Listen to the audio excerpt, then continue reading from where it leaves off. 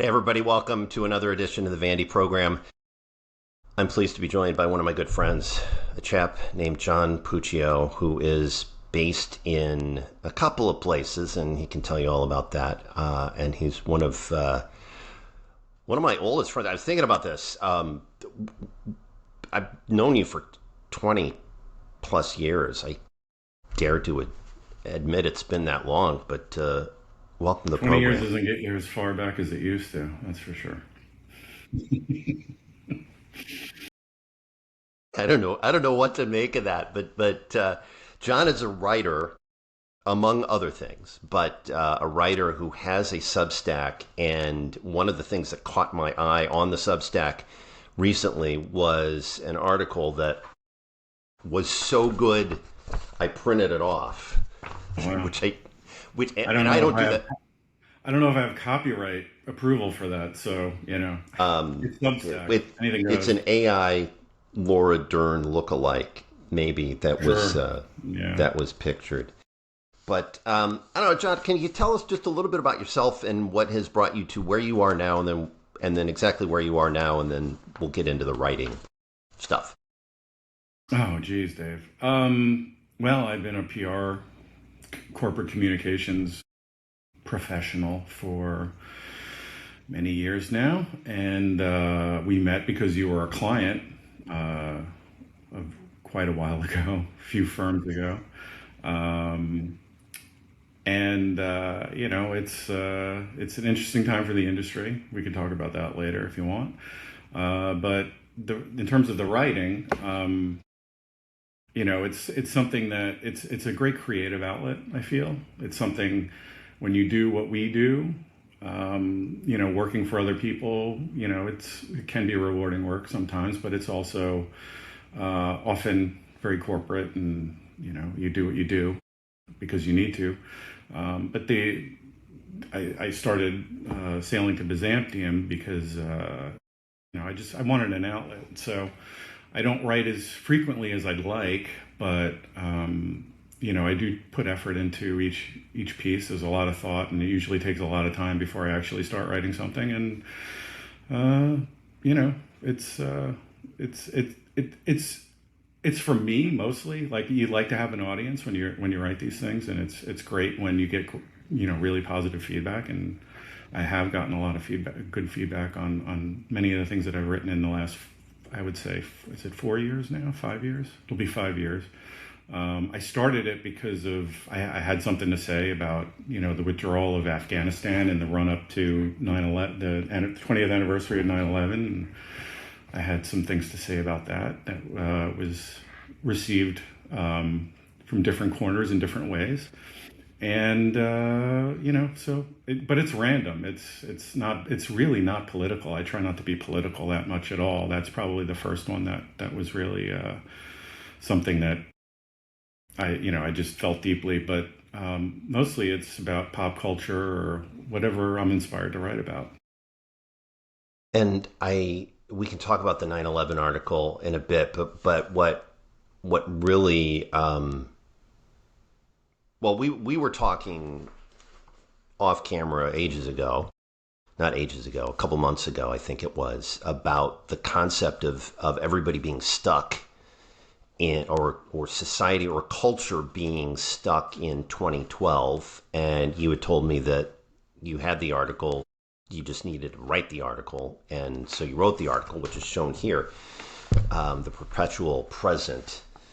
And the subtitle of that is, "Why Does Everything Look Like It's Still 2012?" Right. So Well, why, yeah, why go does ahead. everything look like it's 2012? Well, I'll give you the genesis of the article. It was over a year ago. It was after the Super Bowl. I was like in a show hall, and I'm sitting. I got nothing to watch. When football season's over, it's a dark time for many of us. So I wanted to. I really wanted to find just find something to watch. So I was on HBO Max, and I'm flipping around, and it said recently added, and it was Laura Dern, this show Enlightened. So I was like, oh, I like, Gen X icon. Let's see what this is about. So I'm watching it. It's fine. And I'm about 2.5 episodes in where, some things weren't exactly right, but like I'm watching it and then they take out a flip phone and they're texting on a flip phone. And I'm thinking to myself, wait a minute, when did this come out? I thought it was brand new. And that was the context. I didn't pick up a lot of context clues because I just assumed it was a new show. And sure enough, it came out in 2011. And I'm thinking, how is that even possible? So, I was like, oh, I should write about that. So fast forward over a year later, I finally said, we had a conversation. I was like, yeah, I should write about that. So I had some, it's funny. Most people agree with the concept. I mean, I have disclaimers in there. Clearly there are differences between, there are aesthetic differences. I cite in the essay, there are a lot more tattoos. I mean, they become ubiquitous everywhere. So that's a thing. Certain haircuts. I used the broccoli haircut of the teenage boys that I don't even know if they're still doing it, but like a couple of years ago, all of a sudden, like, my nephews or whoever, like, what's that about? But basically, like, I'm wearing this hoodie. I could have wore it 10 years ago, 15 years ago. Nobody would bat an eye. It's not out of place. I got my St. John's t-shirt. You could have worn this in 1985. So it's just bizarre to me. So I had a few theories of, just thinking about why is this happening? Because it's kind of weird. And actually, Elon Musk, I think he started talking about this on a podcast in late of the year, and I was kind of annoyed because I was like, this is why I should write stuff sooner. So I have some theories. I don't know. And then it was interesting because I posted on my blog. I also, usually when I write something, I go to Ordinary Times and I cross publish it there. And there were a lot of comments and two actual theories that are not included in my article that I thought were interesting. We could talk about those. In Ordinary Times. Have we lost the entire audience yet? No, because I was just about to plug Ordinary Times. You and I are both friends with Andrew Donaldson, who is one of the folks who is behind that just great blog that is about all sorts of things, pop culture and others, and they take a variety of contributions from folks. So we haven't lost everybody. I'm sure we'll get Andrew and his posse to join it. So you in the article, and I printed it off, and I got a few things here that I wanted to talk about. You said a few months ago, you were just talking about Elon Musk. A few months ago, Musk spoke about the stylistic stagnation on a podcast and advocated a need for a change. But you also said if that change looks anything like the Cybertruck, you can count me out. Yeah. Well, I mean, I when I think about, like, sometimes we're stuck, and I think he is in some ways. Like, we have a 20th century view of what the future should look like. Like, I remember, like, the iWatch or whatever they call it. Like that's Dick Tracy. Like, that's like a retro version of something that people would need. The Cybertruck to me looks like something that you would in 1985 would have thought 2026 looked like. It's just it to me it looks ridiculous. I mean, it was really just a throwaway comment, to be honest with you. But yeah, I mean, he sees it as a problem. I don't know why it's a problem. I just think it's a curiosity. I don't understand why it's happening, or trying to understand why it's happening. And so some of the theories that I put forth were the first one being a derivative loop, which a lot of these are technology related. With the invention of the iPhone, we've become, an apps driving everything that we do, and social media then becoming such a big part of that, and image, and we're just not looking outward anymore. We're looking either downward, and we have these very curated, people curate their image and their style, and something that, like, you don't get a lot of outliers in that way. There's no, like, free thinking. It becomes more of a herd. And I think that's part of it. The second theory I had was around your aversion to the mean, which is the 20th century being a complete outlier in society.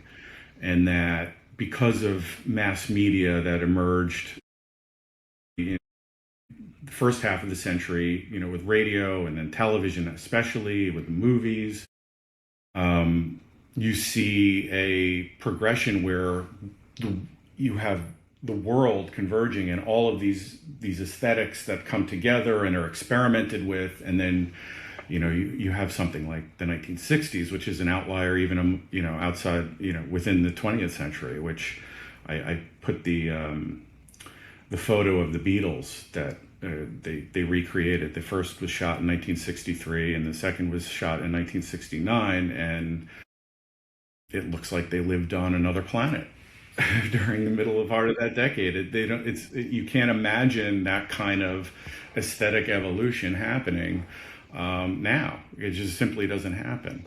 I think the pandemic was another thing that has made, especially in the last 6 years, it doesn't explain the last 15 or so, but it certainly is, comfort wear is like the thing, and how much kind of deviation can you have from that? I think that has something to do with it. And then the other thing that I acknowledge, and my daughter certainly, because she was like, 2012 was a very 2012 show. I think as you get older, you're less, your time span increases. So if you're, say, like my daughter's age, she's 25, she has, a hypersensitivity to time span, much like I would say we did in the 1980s. I entered 1980 a 7-year-old and left at a 17-year-old. I mean, so you're hyper focused on the early 80s. I remember watching like the Goldbergs and I'd get annoyed because I'm like, you can't mix a 1982 thing with a 1989 thing. I mean, it's but they would just kind of put it all together. So I think that's at play, and obviously I'm over on the other side of 50, so it's I'm not trendy. I never was trendy, but that's part of it.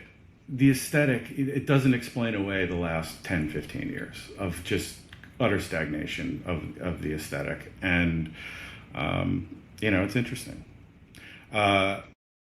Two theories that came out on Ordinary Times that I thought were interesting was kind of a fractured culture theory. And that resonated because you see, and again, a lot of these are fueled by technology, right? So because of technology and our everybody can pursue whatever interest in. We don't have a dominant culture anymore, right? There's no one thing, there's no one music. Everything is, very fragmented. Therefore, without a dominant culture driving things, you kind of stay in this derivative loop. And then the other thing that came out in the comments which is what I would call like a Marshall McLuhan theory, which is the mediums have an impact. And ever since the high definition, along with the phones, came out, like there's no change from decade to decade. For the last almost 20 years now, we've had high definition. So even if you go to 4K, there's no real change there. You can't see it. But if you were watching it, like a lot of when we think about other decades or in the past, the medium is part of our remembrance of it. So, the 70s, grainy, you switch from film to video, right? The 80s were very video generated, and that changes the aesthetic as well. So, but the medium, even if you go to phones, high def is high def. I mean, one of the things that I think, you could notice is like we went from landscape to portrait when they take videos or whatnot, but which is really aesthetically to me, I hate that. I really do. Like it's the wrong aspect ratio. Yeah, but you talk about like if you look at at when they show highlights of games, or they'll re-show a game from 1984, and it's always in that old TV aspect ratio, and so like they have to put a box of some sort on the outside, or they digitally remaster it, or I guess because like shows like Seinfeld that are still in reruns and still making a lot of money and residuals because they're shown on every channel, it seems like, and Netflix, because they were filmed, it's much easier to just you change the aspect ratio and it's not like you're missing anything. But your point about HD TV is really interesting because it's like the iPhone arrived and the chase to make a better camera really kind of stopped because it was. I mean, I'm saying like I've been a Samsung user for ages, and I think their cameras are great. And I've had people say when I would get the new one, "Oh my gosh, that camera is so good." I mean, really, is the camera on a Samsung any better or worse than a camera on an iPhone or the No, series but of cameras? I mean, I think it's more of it's a utility now, right? The Yeah, utility has gotten. It doesn't matter if you're using a Samsung or an. I mean, the iPhone was what started it, but even their competitors, it's a different version of the same thing. The technology has advanced to a point where it's crystal clear. Like how are you going to get that any really better than it was? I mean, the medium has gone to a point where the improvements are so incremental they're almost not even noticed. So, but I just think back, like, if you were sitting in 1985 and you were watching, you knew when something was from the 10 years earlier. If you were in 85 and you looked at 75, it looked like another world. A lot of it was the actual aesthetic of what 1975 looked like, but also part of it is the medium in which you're watching it and you're looking at it, and it clearly from like a Rockford Files episode that I would watch in college in the early 90s. Like, it wasn't actually that long ago, but it looked like it could have been, forever. But even the mediums, like you think about, like even thinking like the 1920s, and you see like, crowds outside, Babe Ruth running around the bases, like the medium changed throughout the decades of the 20th century until we got to a point where it's basically the same. So again, I think I only use that as a contributing factor to it. I mean, generally speaking, I mean, it's interesting, like youth culture should be, you would think, driving this forward, but it's really not. So, I think of all the theories that are listed and the two that I added to mention, I think there's a combination of all. The only one I didn't mention was the end of the simulation, which, if the simulation was made now, that we're all in, or in this time, as we advance through it, it can't recreate a world in which it couldn't project. So that was, I was throwing anything at the whiteboard there. The whole simulation discussion is, to me, it's. I mean, you might as well be trying to explain Chinese math. I'm like, okay, yeah, and maybe it's more my my Catholic upbringing and the kind of like, here's how things are and it was created and all of this sort of stuff that I'm like, okay. I don't. I'm not saying I can flat out disagree, because nobody knows. I'm not saying I can flat out disagree with the simulation theory, but I'm also like, I'm not as inclined to try to understand it, because to me it's like,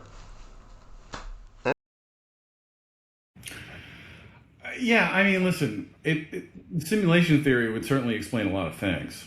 Like, if some 16-year-old Korean kid is sitting in his garage in 2026 was, or 2020 was, and created. We got this technology, and then it ran through, and who knows? We're all part of it. We just wouldn't know. How would we know? I guess. I mean, it also, and if you're sitting there thinking, it would be funny. let's get two middle-aged men on a podcast. He happened to be he was in a retro loop of his own, and he was watching a lot of The Apprentice, and he said, it would be funny. So I don't know. It seems to me that it's it can't be ruled out. But at the end of the day, does it even matter? I mean, our existence is our existence, no matter how it is, right? So if we are in fact artificial, then what difference does it make? It sounds like you could be Morrissey's lyricist, as you. I was working, so I want to bounce this off of you because I was working on this theory yesterday. And so we're going to get a little political, but not too political. But I was working on this theory yesterday, and I think that it's somewhat related to maybe the frozen in time aspect, bringing us to where we are today. But I think that there are 3 television shows that have an outsized impact on modern American politics. And not necessarily each of them by themselves, but the way that they intertwined in society led us to where we are today.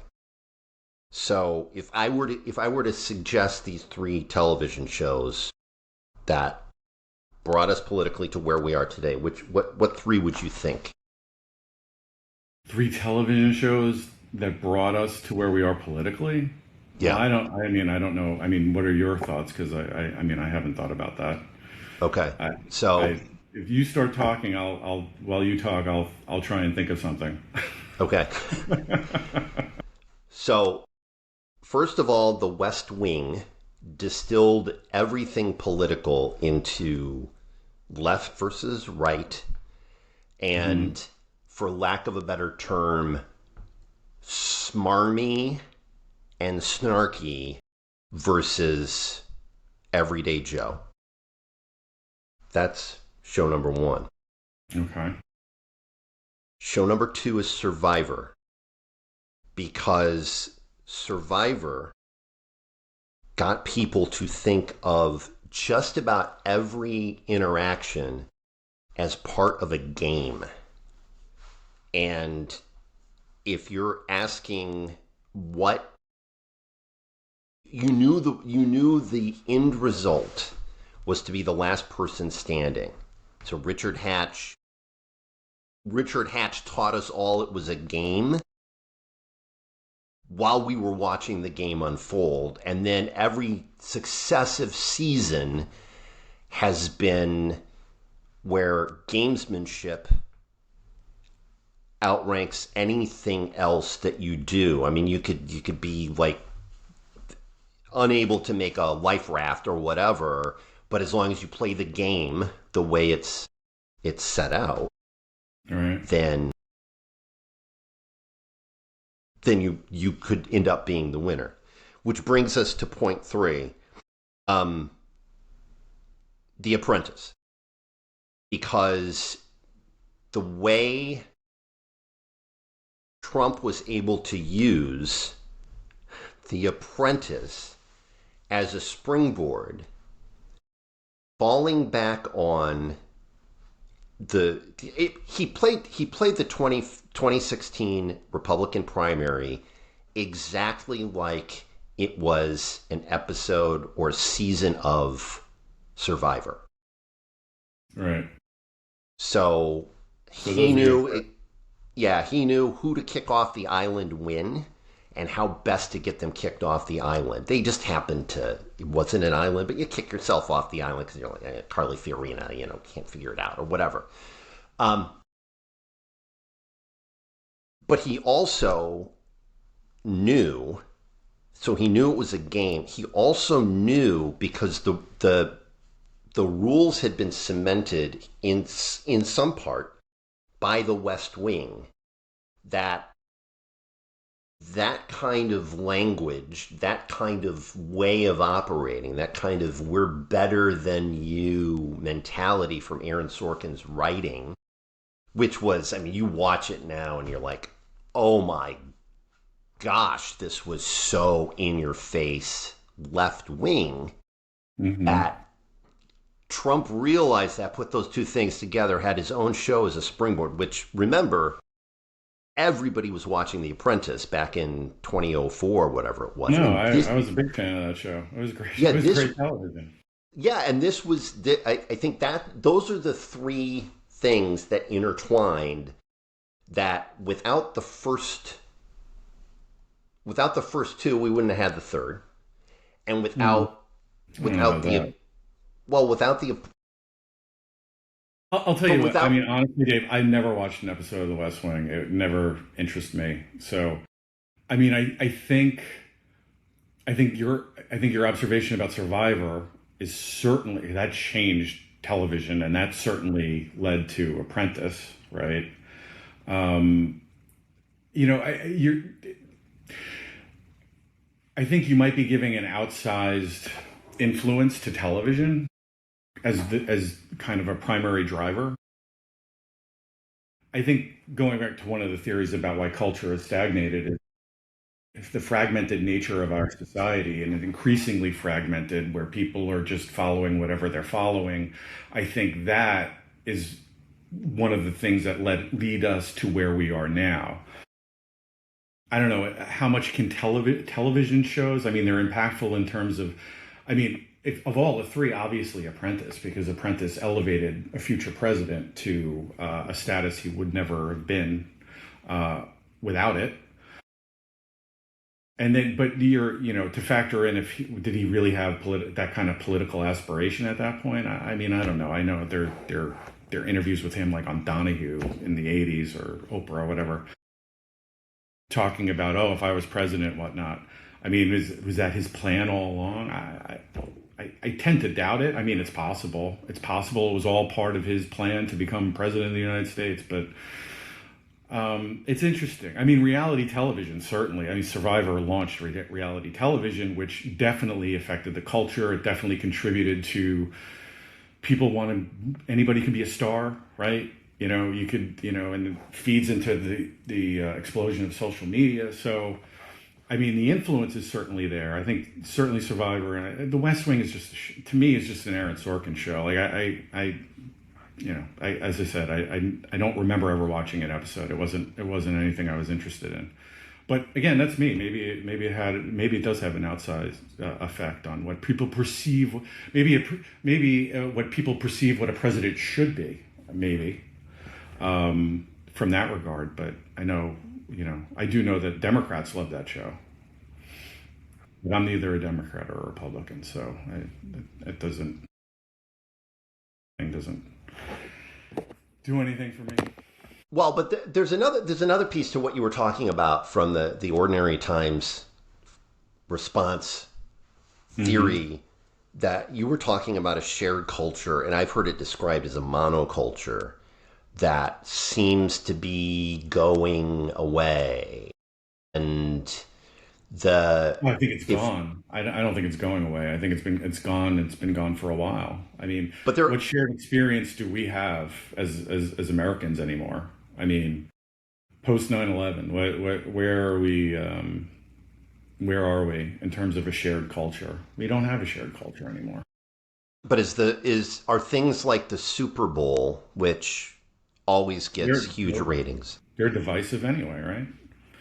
I mean, the halftime show, they had competing halftime show this year. Both were, I don't know. One was. I watch it for the football. I don't care about the halftime show. The halftime show is not for me. They're like most things I've observed in our culture now. And I recognize that this is not for me. I don't get upset about things because I know that it's not for me. It's fine. I'm past it. I don't get offended.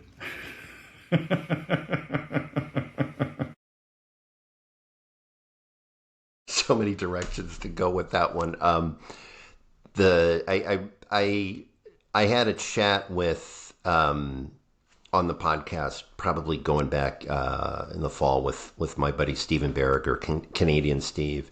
And he asked me, this was when Bad Bunny was announced as the halftime show. And he asked me, what are your thoughts on Bad Bunny being the halftime performer? And that was kind of my response. I don't know. Could I?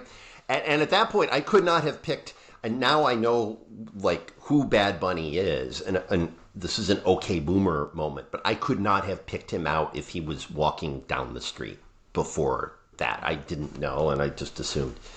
And because all the music was in Spanish, I'm like, I don't speak Spanish. So you know what was weird? I thought about the show. I don't know why. Like, I thought they would put like subtitles, like translation. I thought it was somebody made a choice not to do that, and I wonder what that discussion was, where they're like, do we do that or not? It's entirely in Spanish, and we're broadcasting. You know, obviously this is America's biggest show, right? yeah. So it's very curious. That was the thing that stuck out. Like I was like, okay, I was watching it, and then on this, I put on the alternative one, and I was looking at that, and that was like, okay. So none of it was for me. Either the alternate. Like I was like, okay, when's the game start again? Right. Yeah. I have Seattle. I have a future ticket on Seattle. Can we get back to the second? I want to see my boy Sam. Yes, on, a lot of, so for the uninitiated or the folks who do not know, John. One of my articles is the goddamn Jets. So that was a personal article of mine. Yeah. And I think I remember you telling me once, and this is one of those blast from the past sort of things. I remember you telling me once that you think you were at Joe Namath's last game as a Jet. Yes. You would have been like, what, 3? It would have been 4. Okay. Yeah, 4 or 5. Wait, it was 76. So it would have been 4. The only thing I remember, I deduced which game it was because I remember we were sitting in the upper deck of Shea Stadium. It was freezing. And my father told me at halftime the game was over. And for all intents and purposes, it was. But I remember the team they were playing were wearing orange helmets, and they were white jersey and pants. So it was either two teams that I was seeing. It was either the Browns or the Bengals. So trying to figure it out, I went back and looked at the schedules to see when did the Jets play the Bengals or the Browns in December, when it would be that kind of cold. And the only viable option was the Bengals in 1976. And then I looked at the game, and it was Joe Namath's last game as Jet. Well, little did I know what that would be.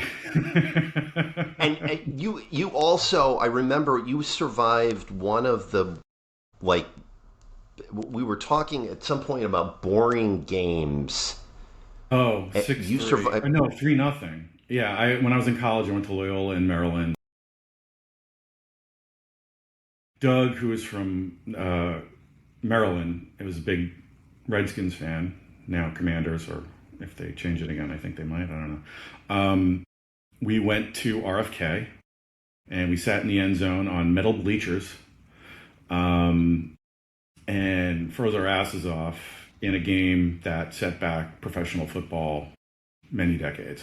The Jets won 3-0. Famously, Louis Aguiar was a punter for the Jets at the time. He was a holder, and one of the field goal attempts, which was happening right in front of me, the ball was snapped and hit him in the helmet.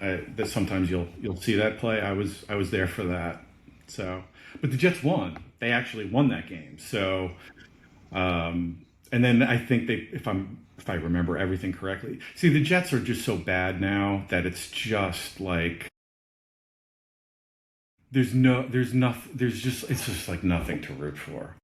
I mean, the Jets were famous in the 80s and the 90s to being the team that would find new ways to just blow seasons and games. Like they would, it was just crazy. They were famous for post-Thanksgiving just tanking. Like seasons that are starting off really great, you're thinking this could be it, and then they would just blow it.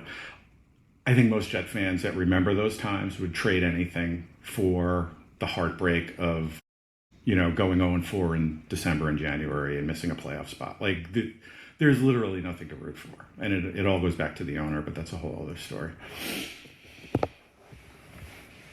Yeah, 3-0 Jets over the Redskins. I think it was 92, something like that. And I'm trying to, in that vein, probably the worst football game I ever went to was at Syracuse, where the Orange Men, before the name change, the Orange Men defeated Army, and it would have been 89. And I want to say it was 7-0. Maybe it was 10-7. It was just like a boring. You saw a touchdown. I might have seen a touchdown. Do you know how many games the Jets do not score an offensive touchdown in the last 15 years? It's insane. It's like twice the number of the next. Like, the futility is just mind-numbing. It's awful. Anyway. And this year there were no interceptions, right? Yeah, Dave. How does that somehow in the extended 17-game season, the New York Jets failed to intercept a pass for the entirety of the year? Yeah, isn't that amazing?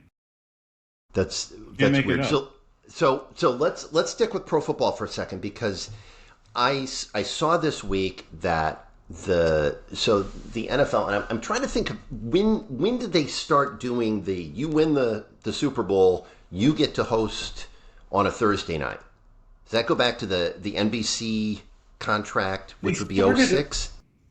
I actually went to another Jets-Redskins game in Washington in the late 90s, early 2000. I think it was early 2000. Whenever Lavernius Coles left as a free agent from the Jets and went to the Redskins, and that opening day was like the Thursday night opener.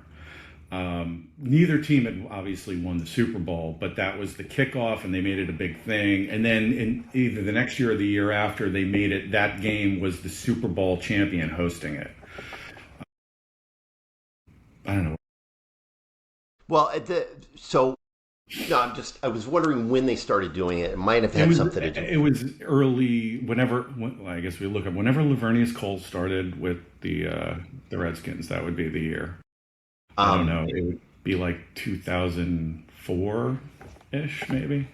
So here was my point. So the NFL announced this week that Seattle would host the Thursday night football game, but it's a special Wednesday night edition of Thursday night football, because they have to have it on a Wednesday, because the Niners and Rams are playing in Melbourne on Thursday night our time, which is going to be Friday afternoon-ish, Melbourne time.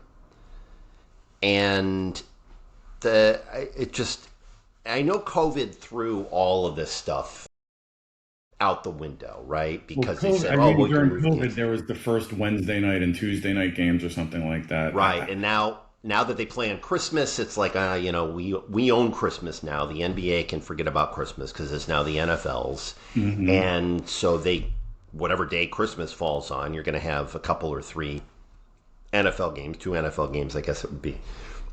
So that changes any night of the week. But so anyways, the decision was made. Seattle, you're going to open on a Wednesday night, not a Thursday night. So they're in effect getting an extra day. I guess my question is, why don't they say, well, it's great for you to open, and you still get to open, but we're going to let you open on Thursday. We're going to send the Niners and Rams over on a Wednesday to give them an extra day of travel to get back. It just it Are they doesn't. playing? Are the teams playing in Australia playing the next week, or do they have a bye? I think they're playing the next week because I don't think they Sure. do buys until week 4 or 5 or I don't something know. like. I think the NFL could do a much better job of spacing these games if you're going to have midweek games, and I think Wednesday is an outlier. Like Thursdays, if Thursday and Thursdays has been, it's a thing now, and it will be, and maybe Fridays, and even, I don't know if they're going to go against college and on Saturdays, but they could if they wanted to. Well, they can't. No, They they can't. can't. They Well, can't they do. They go. do. Well, they do it after the college football season ends. They start playing on Saturdays, but what's to stop them? I mean, is it more of a gentleman's agreement that they No, don't? no. It's actually like the NFL Broadcasting Act of 1962. It's some really weird ass Really? thing. Okay, I didn't know But that. so that's why, because it has something to do with college, but it also has something to do with high school. And so if they can, this is why there is a They Black don't do Friday Friday game. night. They don't do Right. Friday nights for high school. Okay, Yeah, and that's why there's the I don't know. Black Friday game, but it has to take place at like 4 in the afternoon and not 6 at night. And it's also why they there was something about a Friday night. Actually, that's why there's not a Friday night game overseas this year, because the last 2 years the NFL season opener Thursday night with the Super Bowl champ, and then the Friday night game was in Brazil. Because the Eagles, the year they won in Brazil, and then the Chiefs went down the next year, and Listen, they're it's a they're mess. expanding. The NFL is a juggernaut. People are going to watch these games. They're going to fragment the networks that they're on and get more money and more revenue. They're going to expand to eight. I'm sure they'll expand to 18 games. I think they could do a better. They need to do a better job for the players' health.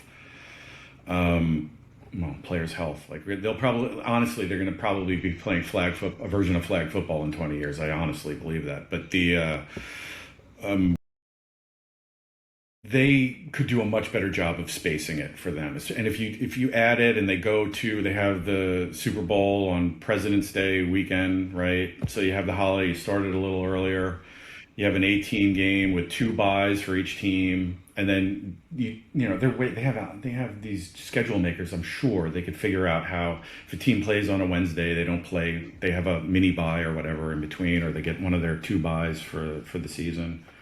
There's a way to do it. I'm sure that's where it's headed, and then eventually it'll be flag football. Did you watch any of the flag football paraphernalia that was No, foisted upon I saw us some this weekend? highlights. I don't know. It's listen. It is like, I get it. Like I don't know. Like my son didn't play football. I was fine with it. He swam. That was good. No CTE. I get it. Yeah, It's dangerous, but it's American. It's the one thing Americans come together on. There you go. Our shared culture, football, The- American football. It really is. I can't think of anything else.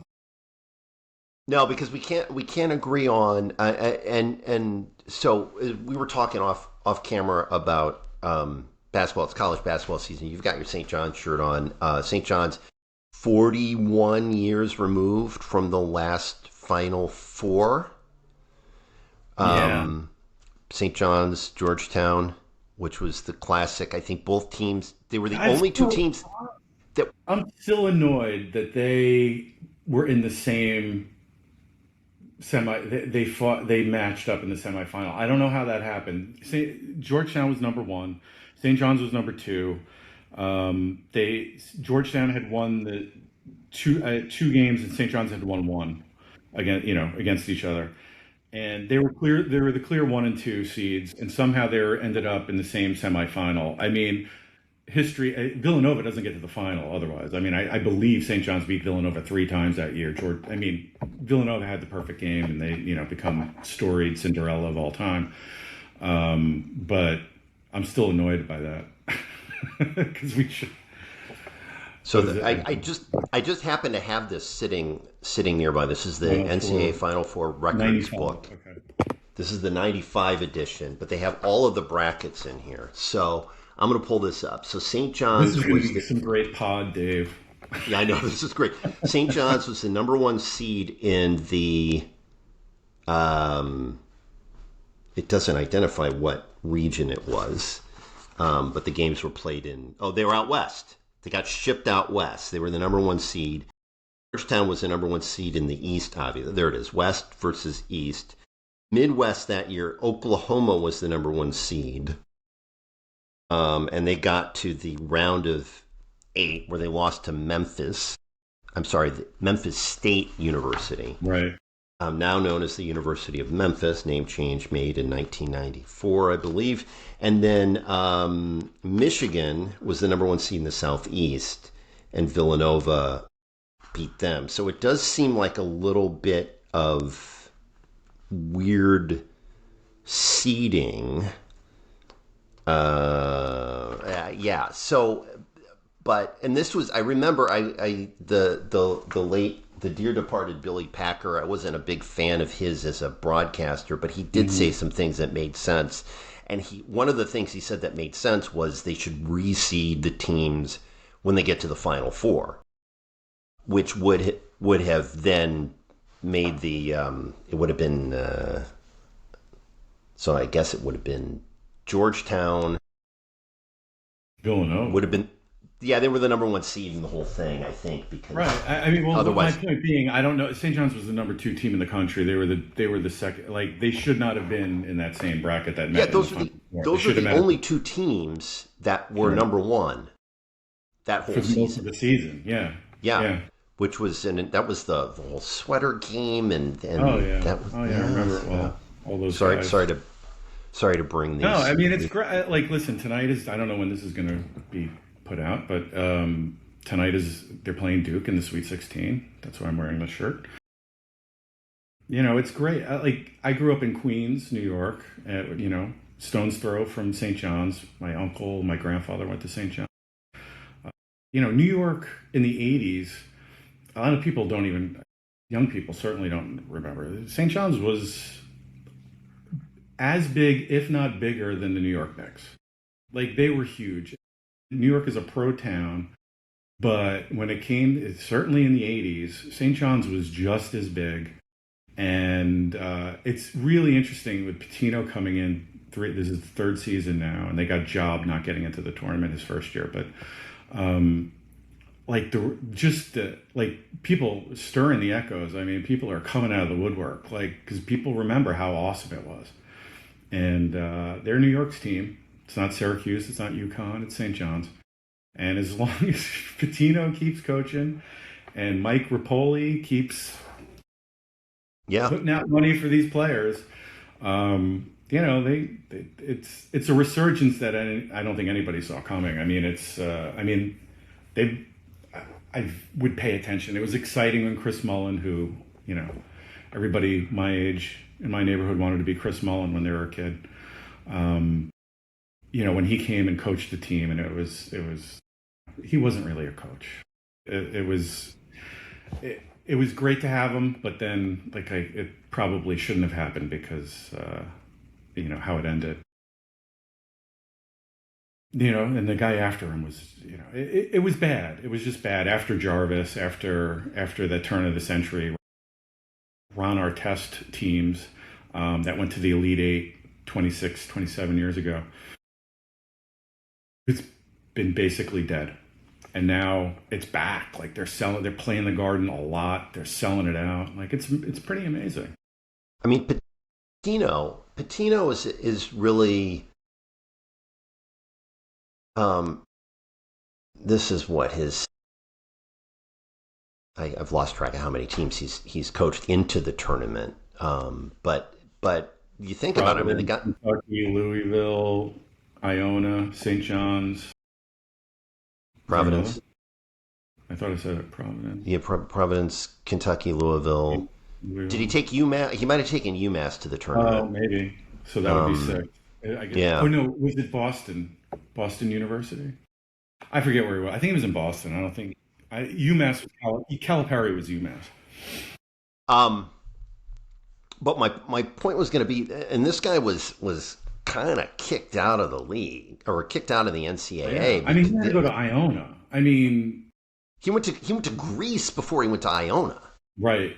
and he Yeah, coached the Olympiacos or whatever it was, and was just and I remember watching this guy's tweets when he's in Greece and thinking, this is an unbelievably positive human being. Because I mean, he's Rick Pitino, take whatever baggage that's attached to it, but he looked at this as this is his last chance, I guess, to recreate something. And now he's back, and he's what, 72, 73? I think he's the oldest guy in the tournament. I know it's crazy Oldest, because he was always the young genius. I mean, yeah. Providence, and then he coached the Knicks in the late '80s. I mean, the bomb squad where he had Mark Jackson and Rod Strickland from DePaul, and they were the first team to really embrace the 3-point shot. I mean, the guy's been an innovator throughout his career. I mean, I don't know. We'll see what happens. Tonight. I hope. Obviously, you hope for the best, but Duke is Duke. They're gonna get all the calls. We play physical. They're gonna foul, and they'll be in foul trouble for most of the game, I imagine. And if they can hit shots, that's their whole thing. They play defense better than anybody in the country. If they can score, they got a real shot. So we'll see. Just as long as UConn doesn't, like, I could see this happening. Like they beat Duke and then they lose to UConn. That would suck. That would not be fun. UConn is starting to become kind of Duke-ish in that there was an article in the New York Times about how now people don't hate Duke now. Okay. They hate Duke. Everybody Yeah. hates Duke. But I think Nobody likes Duke. UConn is becoming that No, easy and to hate. the coach is just such an asshole. I mean, come on, like nobody likes him. I mean, I get if you live in stores, you're a Connecticut guy. I'm sure you love him, but he's awful. He's not as bad as that UCLA coach. That guy just seems like a miserable asshole. I can't even innocuous questions. The guy's just like a dick all the time. Like why? Like why? Why do you have to be like this? It doesn't have to be this difficult. I don't know. And the fact that they played each other was like a thing. It was like these ornery, you know, whatever. But yeah, no. I'm really rooting for Tom Izzo and Michigan State. If whatever happened, like usually after my team goes out of whatever, like if Jets lose a playoff game, I'm not watching the playoffs next week. I'll be if St. John's lose to Duke tonight, I will watch the second game and I will be rooting very hard for Michigan State Why? because I hate UConn. That's I don't want they can't have like they're just like, and the funny thing is I would root like they actually are part of the reason that killed the St. John's program if you think about it, Okay. because they kind of took over where St. John's was one of the juggernauts and the UConn was an afterthought. Yeah. And then, Calhoun started recruiting all of these New York kids. And instead of going to St. John's, like, the 85 team was Chris Mullen was from Brooklyn. Mark Jackson was from Hollis, Queens. Walter Berry, I think, was from the Bronx. Shelton Jones was from Long Island, the Amityville Horror, I believe. Willie Glass might have been from New Jersey. Like, it was all, like, that was part of why everybody loved the team. It was all New York kids. But then UConn, came along, Calhoun, and, St. John's had some success into the early 90s. And then Jarvis gave them a little bit of a resurgence around the turn of the century. But UConn became the team that they got all the good New York kids. So I don't like them.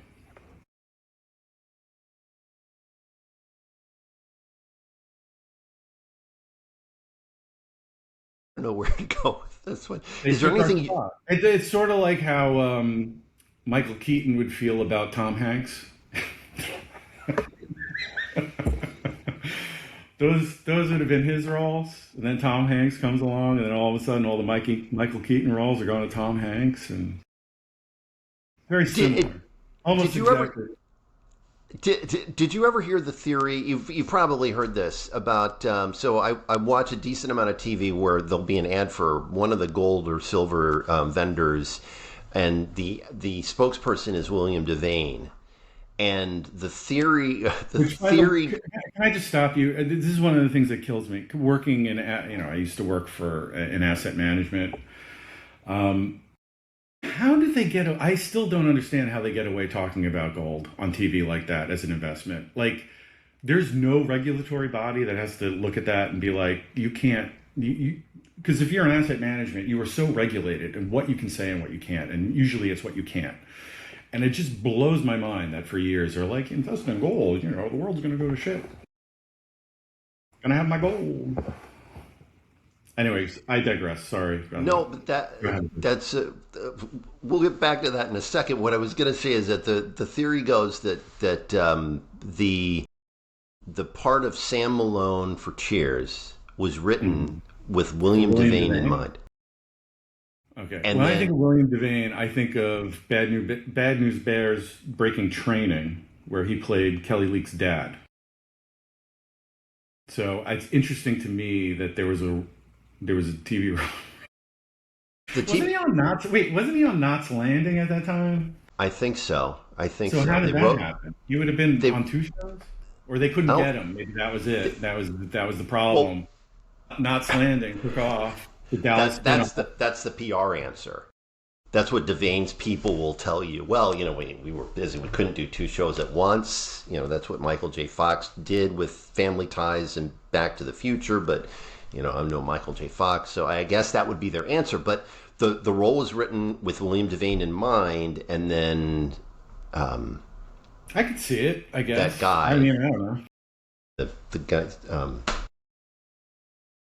why am I blanking on the name of the guy who the Ted Danson? Yeah, Ted Danson that did I thought you said it. Okay. Yeah, that ended up with the role. So I guess that's the same thing as Michael Keaton and Tom Hanks ish kind of. I mean, William Devane and Ted Danson. I mean, Ted Danson did that, and then he kind of disappeared. I mean, now he's had a resurgence. I don't think it's quite as stark as Hollywood leading man, like Oscars and right. Listen, Michael Keaton has ended up doing had a late career resurgence as well, right? I mean, he's but he went from being Batman and then it just all dried up because Tom Hanks took all his roles. He was probably the best Batman, though. There are theories that his Batman was the best, and then after that they kind of went downhill. But maybe this goes back to monoculture, where 89 Batman comes out, Prince does the music. It's like Kim the Basinger, biggest. Then it leads into the sequel. Yeah, which the sequel is in my Christmas movie essay is featured because that gave us Michelle Pfeiffer as Catwoman. Okay, talk to me about the Christmas movie theory. No, article on Christmas movies.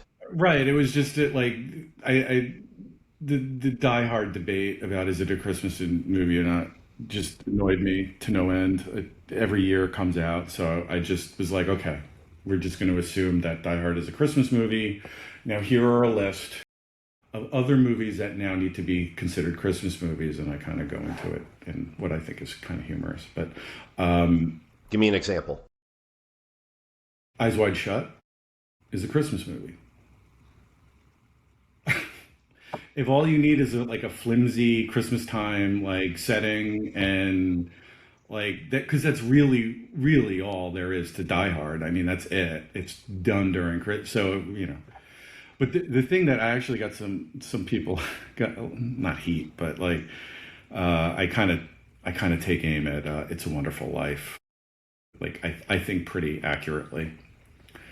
Because it's my father's favorite movie, and I cannot help but just destroy it.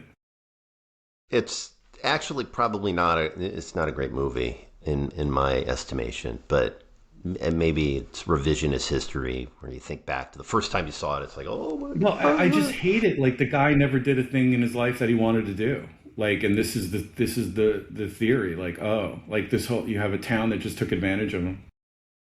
He never did a thing in his life that he wanted to do, and then at the end they're like, you see that was a good thing. I think it's bullshit. He did not follow his bliss, George Bailey. So could there be a new? And then you put the Cobra Kai lens on it, and it's like Mr. Potter actually was a hero. He kept that town alive. So is there a universe in the simulation where we can make a crossover version of It's a Wonderful Life and Eyes Wide Shut as a Christmas movie? No, Dave, that's ridiculous.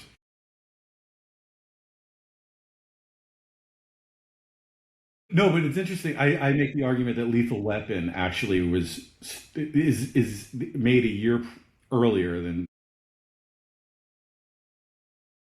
Die Hard? I heard, and action movie, cop, Christmas time. Christmas is part of the plot. How is that? Why was that not chosen as what is a Christmas movie? It's been robbed of its place in Christmas movie internet debate history, as far as I'm concerned. And so your theory is that the only thing that makes the only thing that qualifies, if the only thing that qualifies as a Christmas movie is that it's set sometime around Christmas, that's why Die Hard. There's some loosely connected plot devices that are around it. I mean, because that's all it is, right? I mean, you could do Die Hard in any other time. It could have been, 4th of July. It doesn't really matter that much. I mean, you're traveling. It could have been Thanksgiving. Yeah. You're traveling for the holiday. I mean, that's it. It's, but I'm accepting it. I'm saying, okay, it's a Christmas movie, so these are also Christmas movies. Back to Batman 2, which actually Christmas is a big part of that second Michael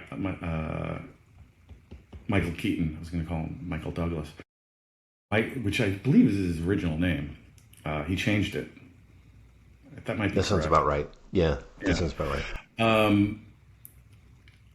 If you remember Max Schreck, who was the real bad guy, Penguin is in it. That's the Danny DeVito Penguin movie. There's like a terrorist explosion at the lighting of the Christmas tree in Gotham City. It's the whole plot is around Christmas. I mean, it actually is. It's far more of a Christmas movie than Die Hard. This is good pod, Dave. I'm just glad that I saw you had another episode. I'm glad that this isn't the one following the Jerry Sandusky is Innocent podcast, because I You have thoughts. I'm thinking, like, are You you have going to thoughts. ask me, like, are we going to make a defense of Larry Nasser as like misunderstood? I But then should it not. gave me I an should not idea be for laughing. this gave me an idea for you. You could do a whole you could make a subset podcast where you like the indefensible, the Indefensibles, and then you could interview a series of people who come on and defend some irredeemable character from a person of history. Joseph Stalin, misunderstood. Pol Pot, not that bad a guy. I mean, you would get clicks, Dave. That's what I'm saying. Okay, first of all, for the record, not at all laughing at Larry Nasser, and not at all laughing at, No, I mean, Jerry Sandusky. but alleged seriously, victims. Dave, like that was like I was watching that. I was like, oh wow, this guy's really committed to defending. He's pot committed. He is pot all committed. in. He's all in on Jerry Sandusky being innocent. Like, okay, like I Yeah. mean, it's a real weird hill to die on. I don't know. So the idea now is that I branch off into a The Indefensibles. This is the Yeah, idea. I'm telling you, it's gonna work. You better do it before somebody else steals it. What's yeah. the over under on views for this? Do you think? So we yeah You think it'll we get over 30 views? so what we I'm gonna take the under, Dave. it all depends on the under 1 minute clips that we can turn into shorts, and whether or not those shorts then lead to Do you think that's it? That's gonna I, do it? that's part of it. That's got Right. I something mean, to the do with it. beginning, just looking back, the beginning was shaky. You asked me to talk about myself. I hate that question. Um, so What question? So what question should I have asked you to begin you could, the? I would just introduce the person Here's if John. I'm giving notes.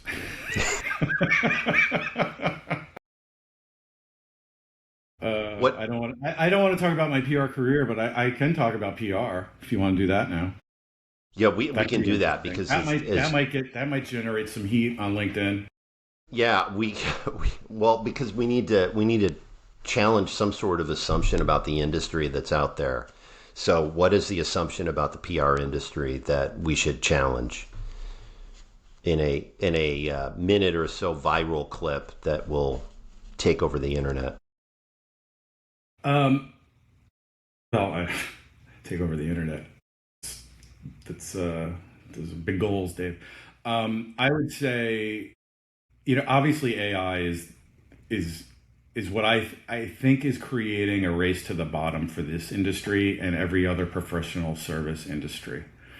I don't know, and I'm seeing it now with the pressure of these AI or AI firms or AI enabled firms, where or you just introduce even introducing automation into the process of all the work that we do. Obviously, technology makes us more efficient as years go by, but we are still dependent on basically the hourly, at least from a firm structure, is the hourly rate, right? I mean, most you're billing at a rate and the time. So if you're doing everything in less and less and less time, and that's what you're being rewarded for, you're going to hit a point where it's not a sustainable career, right? And I don't think it's just PR. I mean, yeah, you look at even the legal industry. You have, there are fewer lawyers now. I mean, this is all going to happen. The thing I notice is that expertise is not valued like it used to be. You think it would, but it's not. And if with AI, everybody thinks they can do everything too. And there was always an element of that in PR where they're like, well, it's PR. I could do this, blah, blah, blah. And people find out the hard way that they can't. But now it's never been easier. Like, we have clients that, they're generating press releases and they're like, so you don't have to do that. So you have less and less work, essentially. And if your business model is billing by the hour, you're going to need a shit ton of clients to work at a scale that you're going to be making any kind of money. But again, I don't think it's just PR. I think it's every service industry that works on an hourly rate. I don't know how it's not a race to the bottom for all of us, and it's not encouraging. It's not good. It's not good for me. It's not, and I don't think it's good for many other people. Like, again, if you don't value the expertise and you think this is a utility and that you can just have it done and if it's just good enough, where do you go?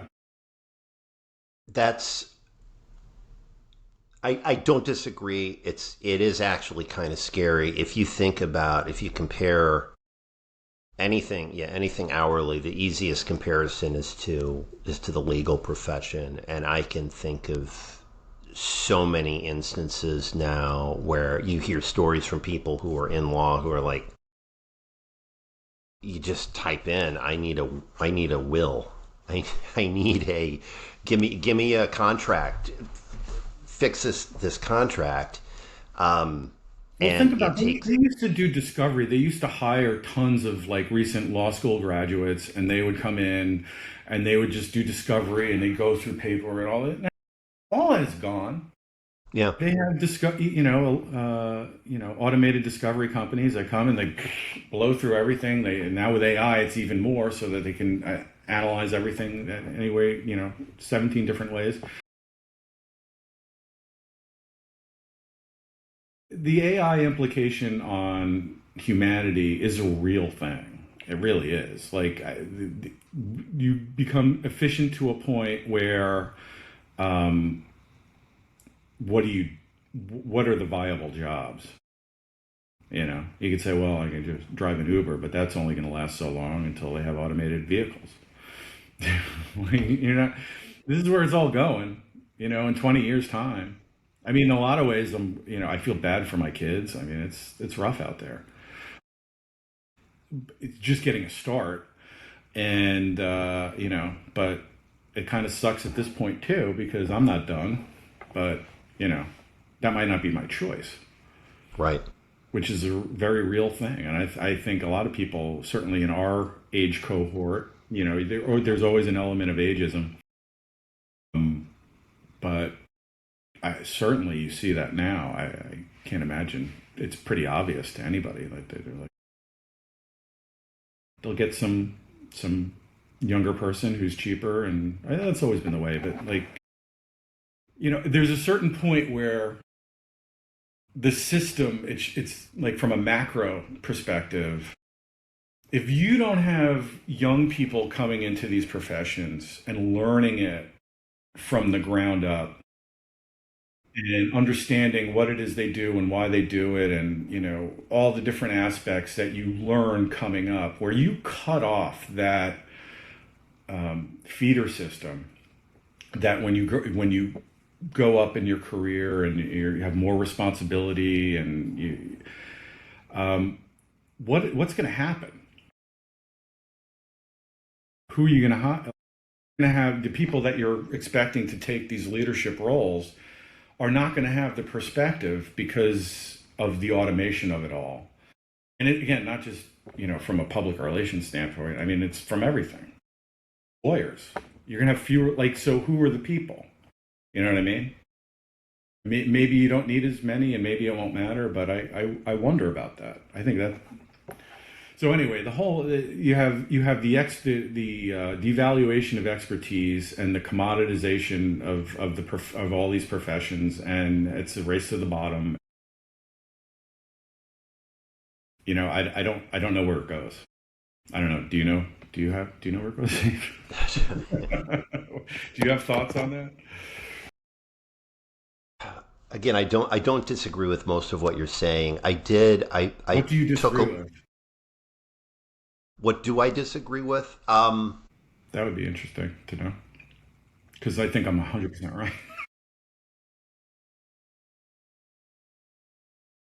I I took some solace, and I think it was Jason Calacanis, the investor VC guy, podcaster, who said something along the lines of he thought that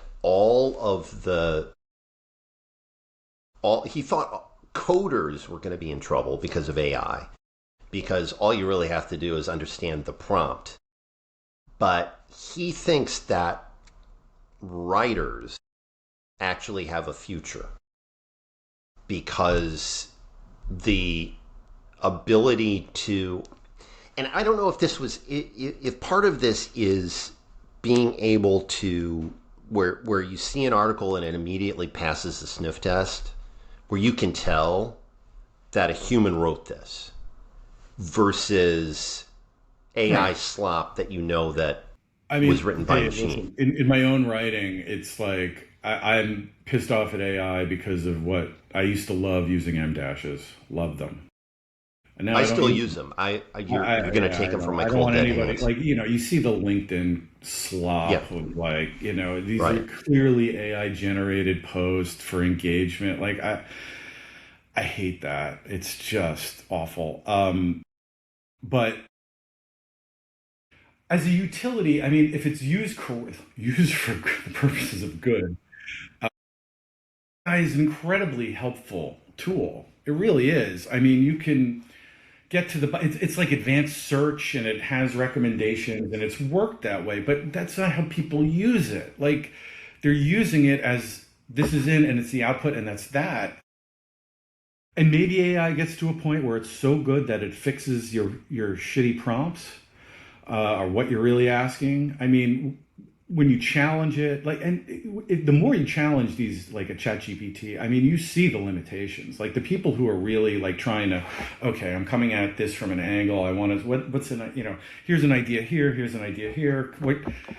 However you're using it, like you can kind of use it as a kind of, as that co-pilot, so to speak, that helps you get to a point where you get to where you want to be or whatever the task is.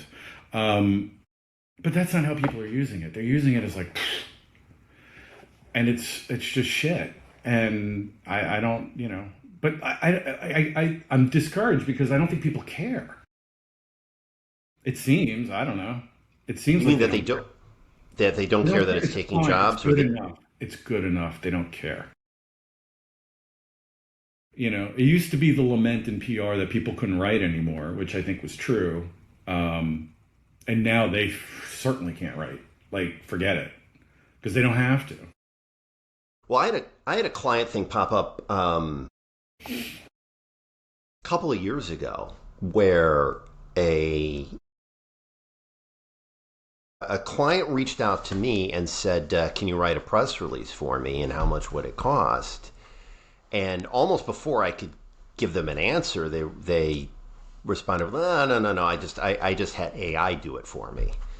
Right. So, listen, if you're bringing you in to do a tactical thing like that, it's like it's over, right? I mean, it's like I didn't get into this business to do things like that. Like, it's a function, it's a thing you need to do, or you're supposed to do.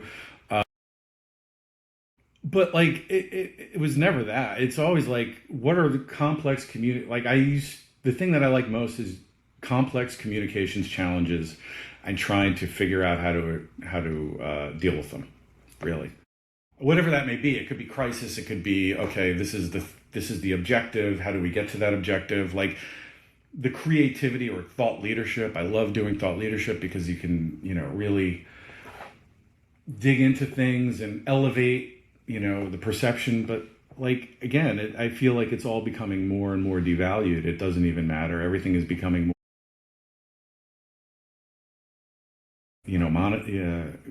what's the word? I think I even used it just earlier. Commoditized? Anyway, commoditized. Thank you. So I it is what it is. That's why I write my blog, because I get to do what I want and I get to explore things that things that interest me. So as we have continued to lose viewers, did we have any, Dave? Hey, if you're watching now, comment below. Say, hey, I made it. Like and subscribe. Yeah, smash that subscribe button. Right. Has Vanderbilt University issued you a cease and desist yet? I'm waiting on that day, but I thought about this because do I have a leg to stand on? And this is pretty interesting. Your Vandy, right? Because I have radio tapes from the 90s. So we used to have to. You would have to. So Syracuse WAER were doing a game. And you'd split the time. So you'd be basketball game.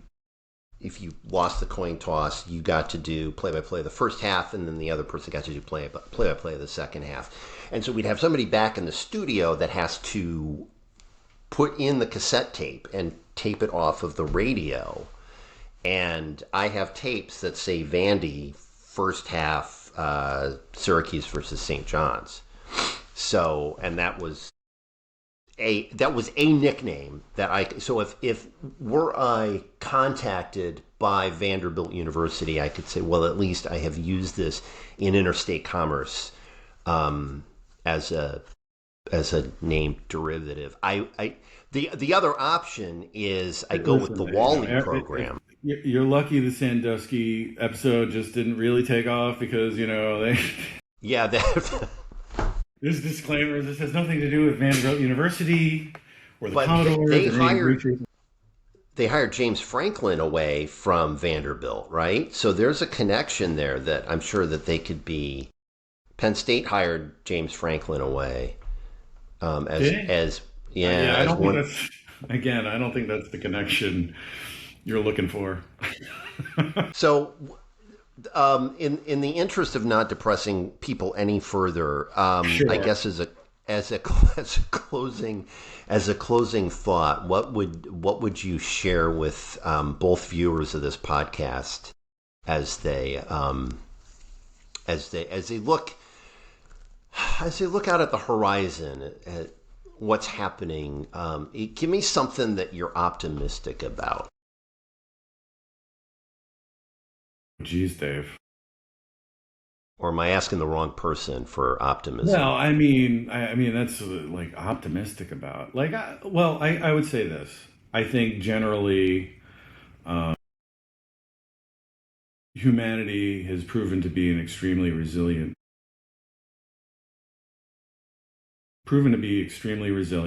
and no matter what times that we face, that there's usually we figure out a way forward, whatever the challenge is. So that's something. We live in a country that, is still really the greatest in the world, with all its problems. So that's another, and what you talked earlier about, like what are things that we can unify around. I'm interested at one of the articles. Actually, my most read article was Semi-Quincentennial Fever, which was it started talking about Ken Burns and the American Revolution documentary that he released late last year, and kind of went on this history search in the neighborhood that I had lived in for many years. And it's interesting to see, America 250 is, maybe that's something. I'd be interested to see how the country reacts to that. Because I think this is a nation that's worth celebrating, and hopefully it's something that can bring us together in some way. I don't expect it to be as big as the Super Bowl, but it could be something good. I think there's going to be a lot of reflection, and that could take many turns, right? It could lead us into a more fragmented thing where you have people like, this is a shit country and all this other stuff. But maybe I could be optimistic about that's how there'll be a more generous view of the last 250 years. And of course, that reminds me that my longtime goal, my longevity goal, is to see the tricentennial. I don't know if you've mentioned that before. Yeah, because I remember the bicentennial. I was 4 years old. And what do you remember about the bicentennial? I remember we went to Stepping Stone Park. I think it's in Great Neck on Long Island. My grandparents spent the day there. That's it. That's all I remember about it. But I remember it. I remember it was the bicentennial. I remember the time. It was. There was a lot of red, white, and blue going. Even though, the issues of the day. It wasn't like a great peak America time, the mid '70s. Yeah, we had oil embargoes and that crap. Post, Vietnam, Watergate. It was, but there was that as a small child, I remember. So I don't know. Can I make it? Can I make it to 2076? The tricentennial. Will we make it, Dave? Will we make it? Yes, I'm hoping as well. I remember we went to a party at an uncle's house, but it wasn't an uncle. It was one of the family friends that you have to call them uncle. And my mom was Uncle Larry. There's a bunch of directions that could go, but trust me, it was on the up and up. My mom was a she was a seamstress and pretty good at it, and because times weren't great and living off of one income, but you could do that. Blah blah blah. She made outfits for everybody, and so my dad was festooned in this, like, if you can imagine a dude with a mustache and sideburns in 1976, and big dark sunglasses, dressing like he's Uncle Sam, and my brothers and I had on Indian like powwow outfits, which somehow fit into the 1776. It was a time of inclusivity, Dave. Yes, it was. It was in the motel. Well, I'm 1/16th Cherokee, so, or at least this is what I've been told. Warren, this is what I've been told, the family lore. Now, this you might find interesting, and maybe we'll get more viewers back in at this point.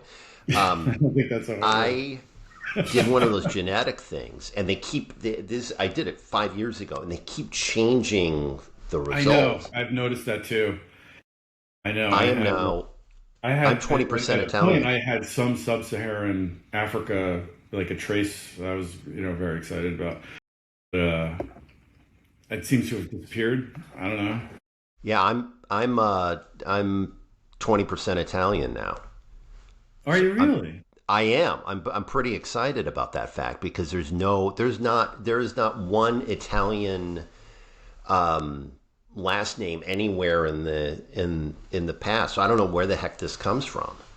I'm mostly really? German, but I'm not. I mean, somebody back there is lying. Somewhere something happened. Something happened, Dave. Well, that was the theory behind because the Cherokee stuff, the Native American stuff, does not show up on the genetic testing. So then you don't have any. But so that's a bullshit story. So you have the Elizabeth Warren bullshit story, okay? But you didn't become a senator of the United States because of it, so. Or you didn't become the first woman of color. I think Harvard said, was that what it was? Yeah. Yeah. To something to teach. Person of color. Yeah. To teach at Harvard Law. Yeah. What an age we live in. So you're optimistic about America 250. I'm really struggling to come up with stuff, Dave. I mean, that was it. It should. I think it'll be interesting. But no, I'm more optimistic about just humanity as a whole, that we figure it out. We always have. And, despite whatever setbacks or things that are happening, I mean, listen, it's not, there's a lot of dangerous things happening in the world right now that I'm not terribly excited about. But, things tend to work themselves out. At least they have. So let's hope. Yeah. Let's hope that continues into the future. Yeah. Probably the best note to end this meandering conversation on. So, John, it should be fascinating to see how you carve. How long does it take for this to get carved up and put out, or however you do it? Maybe this is probably the opportunity that I've been waiting for, because I use a platform called Riverside. And it's AI? Yeah, they do. It's a lot of AI-driven stuff. Right. So it recommends how to partition, and they do a ton of the work. So it may be at some point this weekend that this will drop, and then we can begin our own marketing campaigns to make sure that. I don't know. If I'm doing that. I'm thinking back. Did I say Korea? I meant a kid in Korea. Did I say Korean kid? That sounds racist. You did say Korean kid. Yeah, I meant a kid in Korea. But I didn't take that as being anything that. No, I mean, it wasn't intended. So, but offensive. As a PR person, you think back to this is a long meandering conversation, as you said. Didn't get off to a great start. Really feel bad about that. Sorry. I don't know. Did we cover everything? I mean, I assume we did by default. I think so. So, and I will put I'll put all the links to your stuff, but give me a plug for your Substack, and then we'll close out. My Substack is Sailing to Byzantium. I plan on writing. I'm writing. I have an essay in my head that I've been thinking about for 4 years. This is like like it really I want to write this. Part of why I want to write it, this and other things that I've kind of cobbled together is, and this is going to sound weird. It's for me, it's creative outlet, definitely. The other part is like posterity, because most of them are pretty personal in some way, shape, or form, and it's just like, well, if I have grandkids and they have kids, if they want to know what this guy was like and what he thought, and I draw on a lot of experience from like the one that I've been thinking about it for 4 years, is about an event that happened this summer, actually the week before I went away to college. A tragic event that happened, and the reason I haven't is I don't know how to enter it, and I go back and forth if I should just fictionalize it, because part of it is it's memory and how that plays tricks on you, because I'm cognizant of that, like what I remember, my truth. Some of it is, I'm sure, very accurate, and some of it, it's hazy. It was a traumatic event that happened, and it was. So that's something I want to get that out. When Muhammad Ali died, I wrote that. That was pre. That was an amazing experience. So I wanted to put that down for posterity. That encounter. And that was a deeply personal thing I wrote. New Orleans was actually very deeply personal. It's this, the story of the encounter with the stranger who had an art gallery, and it's a bit of meandering, but all the visits to the place, and then it gets into Kermit. I love that piece. So I did too. Thank you. So even the Jets one is personal. So.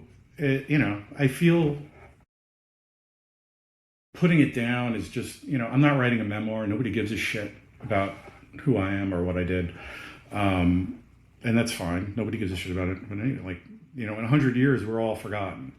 So, but if I have grandkids and stuff, they can know what grandpa was like or what he thought. That's actually the second after creative outlet. That's close second. Well, don't sell yourself short, because I remember you remember Tucker Max, who now is retired to a farm. Who? The writer, Tucker Max. He had the. I don't remember. Okay, so we're not done with this podcast at all. Okay. So Tucker Max. Yeah, Tucker Max wrote a book called "I Hope They Serve Beer in Hell." Okay. And he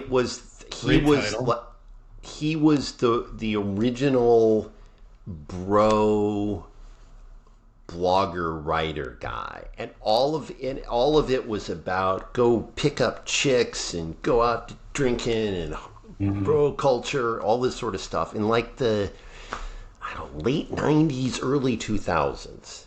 So, but and Tucker was wildly successful in writing, and so successful that he started a company that, which I think he sold and then bought it back, and it's all about getting. They became very popular right as the pandemic started, because it was all about the writing process. Scribe was the name of the company, and it was all about getting. There's a process behind writing, and this is how write. But it was all memoir, nonfiction type stories that he would help people produce. It's he worked on Tiffany Haddish's memoir, and he has a memoir. Yeah, and it sold really well, but. His point behind anybody's a big fan of the three people. Yeah, his point behind the whole approach to Scribe was that no, you do have a story, and you would be surprised at what people that your story, however much you may want to belittle your importance, your story will resonate with someone. And Dave, I mean, I like the 9/11 one. Some strangers comment is the best thing I ever like. It's not that, because I've reread it. I would have changed things. No, I realize that. It's just, but it's not. It's not meant for. It's never going to get a big audience. Like it's not that. It's but most of it, like, it's funny. We started talking about Perpetual Present. This is probably the least personal thing I wrote on the blog, I would think. Well, maybe the Christmas movie and Perpetual Present are probably the least personal, but most of them are like, there's an element to it that that does resonate with people, but it's limited.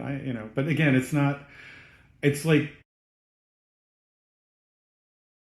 a lot of artists will say this, of all different. Not that I'm an artist, but like, if a lot of people who are who create things, that they do it for themselves. They do it for themselves, and if other people love it, it's great. This is not a commercial activity for me. It would be great if it was. I might need it. So smash that subscribe button. But it's not the primary motive. Like, I just want to document these things just for myself, so it's down. And it's interesting. You talked about the writing process. Like, what is your writing process? Because part of my problem, Dave, is I am a slow writer. I am slow. Like, when I started something, like, I will spend years thinking about a lead before I actually, like. So then then it's the actual act of writing. Like, thinking about writing is not actively writing. Thinking about writing is like, oh, I can do this. How does this go? What do I want to say? How would that be structured? Would it be better to put the end at the beginning and then tell the story there? Like the Dick Cavett one, which actually is oddly personal to me. Like, that lead I put in there about the founder of Prevention Magazine being interviewed and dropping dead of a heart attack. Like, that's one of the favorite things I've ever wrote.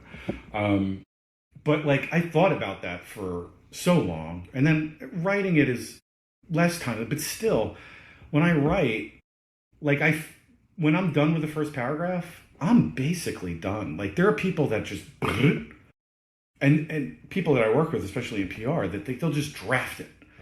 And then they'll edit it, and they'll fix it that way. I can't do that. I have to write, like, I write the first graph. I'll spend a long time because it's the most important. And then I move on. And then as I start reading from the top again. And then I read from the top till where I am, and I read from the top. I don't know many people that write like that, and that's probably why sometimes I go a year without writing something, because it's such a laborious process. And then mentally, it's like, oh, it's going to take so long to write that. But ironically, Perpetual Present, it was after we had that conversation, I'm like, I got to write it. And then I cranked that out in 3 hours. That was probably the fastest thing I ever wrote. It's probably the least good thing that I've written on the blog, frankly. Because it's throwaway. It's about culture. It's observational. I don't know how deep it's not really deep. It's not really personal. It's just interesting to me. I want to write more of those, actually, because it's exhausting to get. And I think that's part of it. As you're playing therapist to me, just talking. I think that's part of it. I think because when something starts to become personal as you're writing it, you want to put more time into what it is you're saying, how you're saying it, and how people will perceive it. So it takes a lot of time and research. I want to be accurate. So that takes time too. Like, well, when did this happen and how did it happen? Like, I use, journalism aspects into what I'm writing. It sounds also like, you're maybe more, you're a history guy, so you're more, it's more important to you to be accurate. I don't want to be wrong. I don't want to write something that's incorrect. And there's so much out there, that there's so many places out there that, BuzzFeed, which is about to go bankrupt, also was adamant that we've got to be first, and the TMZ approach where just get it out there and then you're going to fix it later, which is not at all a way that I operate. But I think you originally asked me what my process was. I think a lot of it goes back to the deadline oriented stuff that I did as a sportscaster in college, because there were, in a lot of cases, it didn't take a lot of, you didn't have a lot of time. So if we were doing the morning sports report would be, I talked to a young sportscaster a few months ago, and he thought this was the most puzzling thing he had ever heard. But we would have to do 3-minute sportscasts in the morning during the local version of Morning Edition, and it was top of the hour, so it was 6:00. I think yeah, it was like 6:02 or whatever. It'd be 3 minutes. But we had to go through everything. We had to give this is a pre-internet world, so this is the late 80s, early 90s. We had to give every single score. So it wasn't just the Knicks beat the Pacers. But did you have to frame that in, like, you put prose around it? Like, what was the, like, you're writing quickly. I mean, you're writing quickly. You got to come up with a lead, and right. No, newspaper writing has got to be like, it's. I mean, the dispatch, like Hemingway, right? I mean, it's gotta. It has to be the ultimate training ground. Like PR was a training ground. Like I learned how to write well doing PR. I had a workshop. Harold Burson was part of the writing workshop that I was a part of when I just started out and was working at Conan Wolf in the mid '90s. And those are things that you, like, what I learned in writing that, like in those workshops, I carried forward to this day. I mean, and in fact, I would take the Burson Bible that they had wherever I went afterward, whatever PR firm or when I was, even inside, made photo. It's really good. It teaches you how to write in the journalistic style. I was never in the situation in which I had to just pump out stuff, though. So that's a muscle that I never was able to develop because I didn't really need to. I never had to really crank something out on a deadline. Like, okay, this happened. Now we need to break this news and it needs to go out in the next 30 minutes. So write it and let's go. Yeah. I never had that. I wish I did. I'd probably write. I'd be much more prolific in what I was able to put out. But it's, I don't know. So a lot of it's mental, Dave. It's just like, it's especially, like, as I said, a lot of what I'm writing, I'm doing the secondary purpose of posterity. So the accuracy and the belaboring and like, oh, and this, and when did this happen exactly? And then going back and doing all that. Like I want it all to be, be able to stand up. And I've reread most of the articles recently after I put this out. And I think they all do. There are always times like, I remember, I just saw this clip again recently. This is unrelated and not on the level, but like Paul Simon was talking about the song Graceland. And he's like, this is the best thing I ever did. I wouldn't change anything about it. And then they begin and he's playing it and they're going through it. And he's like, oh, and this, and he's explaining this. And then it comes the lyric. It's like, I forget what the lyric is. You can see him, he winces, and he's like, I ought to change that. So, I mean, that kind of mentality, like even like the stuff that you really like that you did, you look at it and you're like, oh, it always could have been better. I mean, it's George Lucas keep twiddling with Star Wars films, right? They think they could continue to improve it.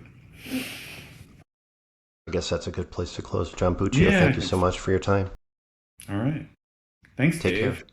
Hey, all right. No problem. Pound the like and subscribe button. Sounds good. Thank you. Talk to you. Bye.